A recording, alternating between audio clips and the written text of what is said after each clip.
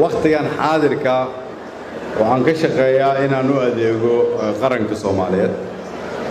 waxyaabaha aan ka shaqeeyana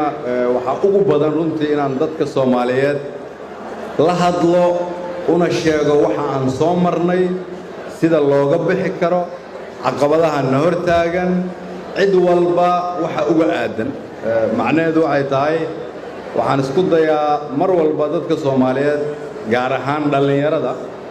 inaan ula hadlo si ka duwan sidii hore oo loola hadli jiray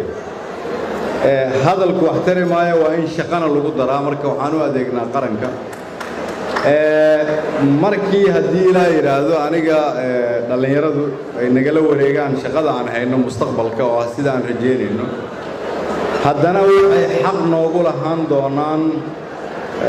khibradda aan soo marnay